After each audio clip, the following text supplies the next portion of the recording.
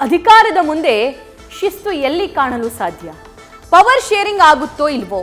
ಆದ್ರೆ ಈಗ ಶುರುವಾದ ಜಿದ್ದಾಜಿದ್ದಿನಲ್ಲಿ ನಾನಾ ನೀನಾ ಅಂತ ಹೊಗೆಯ ಬೆಸದೆ ಏಟು ಒಳ ಏಟುಗಳು ಜಬರ್ದಸ್ತಾಗಿ ಅಟ್ಯಾಕ್ ಮಾಡ್ತಿವೆ.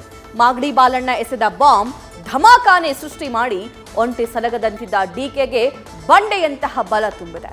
ಅತ್ತ ಸಿಎಂ ಟೀಮ್ ಪವಿಲಿಯನ್ನಲ್ಲಿ ಕೂತು ಬ್ಯಾಟಿಂಗ್ ಆರ್ಡರ್ಗೆ ಪ್ಲಾನ್ ಮಾಡಿದೆ. ಮುಂದೆ ಈ ರಾಜ್ಯದ ಚುಕ್ಕಾಣಿಯನ್ನ ಹಿಡಿಯಲಿಕ್ಕೆ ತಯಾರಾಗಿರ್ತಕ್ಕಂಥ ಸನ್ಮಾನ್ಯ ಡಿಕೆ ಶಿವಕುಮಾರ್ ಅವರು ನಾನು ನಾಳಿಕೆ ಆಗ್ಬಿಡ್ತಾರೆ ಸಿಎಂ ಅಂತ ಹೇಳಿದಿನ. ಮುಖ್ಯಮಂತ್ರಿ ಆಗ್ಬೇಕು ಅಂತ ಕೇಳೋದ್ರಲ್ಲಿ ತಪ್ಪೇನಿದೆ? ಎಲ್ಲರ ಮನೆ ದೋಸೆನೂ ತೂತೆ. ಕರ್ನಾಟಕ ಕಾಂಗ್ರೆಸ್ ಮನೆ ದೋಸೆ ಏನ್ ಭಿನ್ನ ಇಲ್ಲ. ಯಾರ್ ಏನಾದ್ರೂ ಹೇಳಿ, ರಾಹುಲ್ಲೇ ಆಗ್ಲಿ ಖರ್ಗೆನೇ ಆಗ್ಲಿ, ಬಾಯಿ ಮುಚ್ಕೊಂಡಿರಿ ಅಂದ್ರೆ ಬಾಯಿಗೆ ಬೀಗ ಹಾಕೊಳ್ಳಕ್ಕಾಗತ್ತಾ ಹೇಳಿ?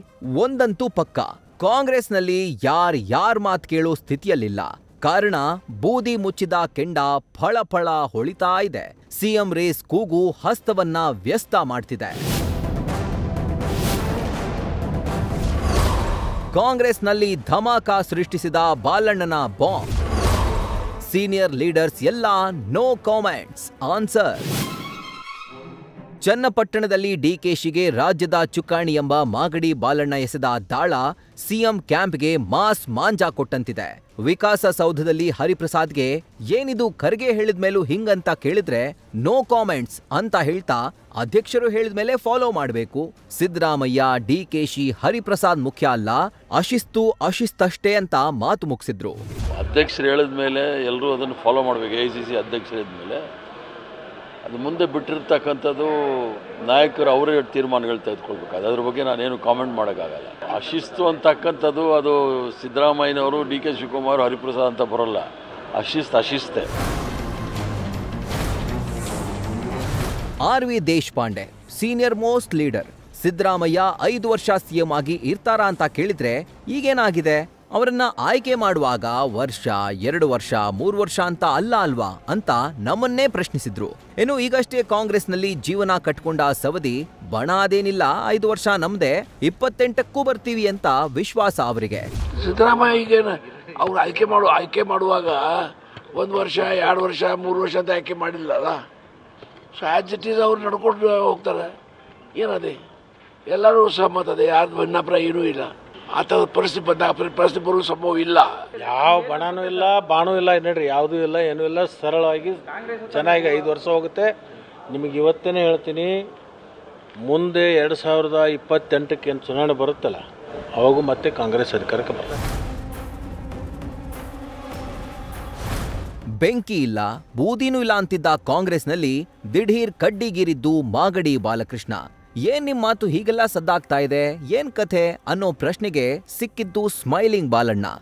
ಏನ್ ನಾನು ಹಂಗಲ್ಲ ಹೇಳಿದ್ದು, ಚನ್ನಪಟ್ಟಣ ಜನ ನಮ್ ಗೌರವ ಉಳಿಸಿದ್ದಾರೆ, ಡಿಕೆಶಿಗೆ ಚುಕ್ಕಾಣಿ ಹಿಡಿಯಲು ಶಕ್ತಿ ತುಂಬುತ್ತೆ ಎಂದೆ. ನಾಳೆನೇ ಡಿಕೆಶಿ ಸಿಎಂ ಆಗ್ತಾರೆ ಅನ್ನ. ನೋಡ್ರಿ, ಇನ್ನೊಂದ್ ಮಾತು, ಎಲ್ಲಾ ನಾಯಕರು ಸಿಎಂ ಆಗ್ಬೇಕು ಅನ್ನೋದು ಅಭಿಮಾನಿಗಳ ಆಸೆ. ಡಿಕೆಶಿ ಅಭಿಮಾನಿಗಳಿಗೂ ಇದೆ. ಅಲ್ಲ, ಸಿಎಂ ಆಗ್ಬೇಕು ಅಂತ ಕೇಳುದ್ರಲ್ಲಿ ತಪ್ಪೇನು ಅಂತ ಹಂಗ್ ಟರ್ನ್ ಹೊಡೆದೇ ಬಿಟ್ರು. ಚನ್ನಪಟ್ಟಣದಲ್ಲಿ ನಮಗೆ ಗೌರವ ತಂದು ಕೊಟ್ಟಿದ್ದೀರಾ. ಈ ಗೌರವ ಮುಂದೊಂದು ದಿವಸ ನಮ್ಮ ನಾಯಕರಿಗೆ, ನಮ್ಮ ಈ ಜಿಲ್ಲೆಯ ನಾಯಕರಿಗೆ, DCM ಅವ್ರಿಗೊಂದು ಅವಕಾಶ ಸಿಗ್ತದೆ ಅಂತ ಹೇಳಿದ್ದೀನಿ. ನಾನು ನಾಳಿಕೆ ಆಗ್ಬಿಡ್ತಾರೆ ಸಿಎಂ ಅಂತ ಹೇಳಿದ್ದೀನ. ಅವ್ರವ್ರ ಅಭಿಮಾನಿಗಳಿಗೆ ಅವ್ರವ್ರ ಮುಖ್ಯಮಂತ್ರಿ ಆಗಬೇಕು ಅನ್ನೋ ಆಸೆ ಇರ್ತದೆ ರೀ. ಪರಮೇಶ್ವರ್ ಅವ್ರಿಗೂ ಅಭಿಮಾನಿಗಳಿದ್ದಾರೆ, MB ಪಾಟೀಲ್ ಅವ್ರಿಗೂ ಅಭಿಮಾನಿಗಳಿದ್ದಾರೆ, ಹಂಗೆ ಸತೀಶ್ ಜಾರಕಿಹೊಳಿಗೂ ಅಭಿಮಾನಿಗಳಿದ್ದಾರೆ, ನಮಗೂ DK ಶಿವಕುಮಾರ್ ಅವ್ರಿಗೂ ಅಭಿಮಾನಿಗಳಿದ್ದಾರೆ. ಅವ್ರವ್ರ ಅಭಿಮಾನಿಗಳು ಅವ್ರವ್ರ ನಾಯಕರನ್ನ ಮುಖ್ಯಮಂತ್ರಿ ಆಗಬೇಕು ಅಂತ ಕೇಳೋದ್ರಲ್ಲಿ ತಪ್ಪೇನಿದೆ? ಎಲೆಕ್ಷನ್ ಅಲ್ಲಿ ಹೇಳಿದ್ರಲ್ಲ ಮನೆ ಮಕ್ಕಳು ಅಂತ, ಅದೇ ಬಾಲಣ್ಣನ ಮಾತಿಗೆ DK ಬ್ರದರ್ರು ಹೆಚ್ಚು ಕಮ್ಮಿ ಸೇಮ್ ತೇಲ್ಸಿ ಅದು ಪಾಲಿಟಿಕ್ಸ್ ಅಲ್ಲ, ಪಾಸಿಂಗ್ ಸ್ಟೇಟ್ಮೆಂಟು ಅಂದ್ರು. ಪಾಸಿಂಗ್ ಸ್ಟೇಟ್ಮೆಂಟ್ಸ್, ಅದೇನು ಪರ್ಟಿಕ್ಯುಲರ್ ಸ್ಟೇಟ್ಮೆಂಟ್ ಅಲ್ಲ. ಈಗ ಯಾರು ಹೋಯ್ತು ಅಂದ್ರೆ ನೀವು ಮಂತ್ರಿ ಆಗ್ಬೇಕು ಅಂತಾರೆ, ಅಥವಾ ಇನ್ನೊಬ್ರು ಮುಖ್ಯಮಂತ್ರಿ ಆಗ್ಬೇಕು ಅಂತಾರೆ. ಸೊ ಅದೆಲ್ಲನೂ ಕೂಡ, ಆದ್ರೆ ಯಾವುದೇ ರಾಜಕೀಯದ ಒತ್ತಾಸೆಯನ್ನ ಇಟ್ಕೊಂಡು ಹೇಳದಂಥದ್ದು. ಕಾಂಗ್ರೆಸ್ನಲ್ಲಿ ಒಂದಲ್ಲ ಒಂದ್ ರೀತಿ ಪಟ್ಟದ ಫೈಟು ನಿಲ್ತಾನೇ ಇಲ್ಲ.